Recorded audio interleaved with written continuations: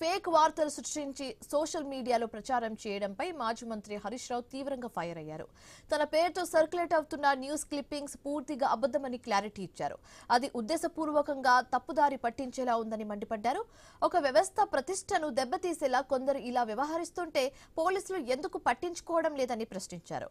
వారిపై ఎందుకు చర్యలు తీసుకోవడం లేదని ఆగ్రహం వ్యక్తం చేశారు. సీఎం రేవంత్ రెడ్డి అండ చూసుకునే ఈ ఫేక్ న్యూస్ ముఠాలు ఇలా రెచ్చిపోతున్నారని చెప్పారు. అలాగే ఈ ఫేక్ వార్తలకు కారణమైన వారిని వెంటనే గుర్తించి డీజీపీ కఠిన చర్యలు తీసుకోవాలని డిమాండ్ చేశారు. తెలంగాణ ప్రజలను, పోలీసులను తప్పుదోవ పట్టించే విధంగా ఇలాంటి తప్పుడు ప్రచారాలు జరుగుతుందని చెప్పారు.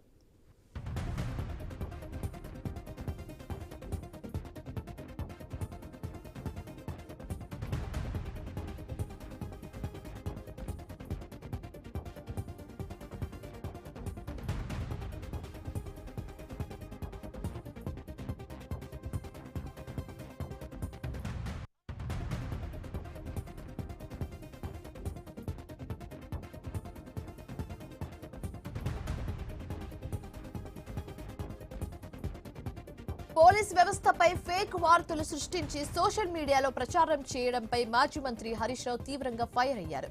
తన పేరుతో సర్క్యులేట్ అవుతున్న న్యూస్ క్లిప్పింగ్స్ పూర్తిగా అబద్ధమని క్లారిటీ ఇచ్చారు. అది ఉద్దేశపూర్వకంగా తప్పుదారి పట్టించేలా ఉందని మండిపడ్డారు. ఒక వ్యవస్థ ప్రతిష్టను దెబ్బతీసేలా కొందరు ఇలా వ్యవహరిస్తుంటే పోలీసులు ఎందుకు పట్టించుకోవడం లేదని ప్రశ్నించారు. వారిపై ఎందుకు చర్యలు తీసుకోవడం లేదని ఆగ్రహం వ్యక్తం చేశారు. సీఎం రేవంత్ రెడ్డి అండ చూసుకునే ఈ ఫేక్ న్యూస్ ముఠాలు ఇలా రెచ్చిపోతున్నారని చెప్పారు. అలాగే ఈ ఫేక్ వార్తలకు కారణమైన వారిని వెంటనే గుర్తించి డీజీపీ కఠిన చర్యలు తీసుకోవాలని డిమాండ్ చేశారు. తెలంగాణ ప్రజలను, పోలీసులను తప్పుదోవ పట్టించే ఇలాంటి తప్పుడు వార్తలు మంచిది కాదని చెప్పారు మాజీ మంత్రి హరీష్ రావు.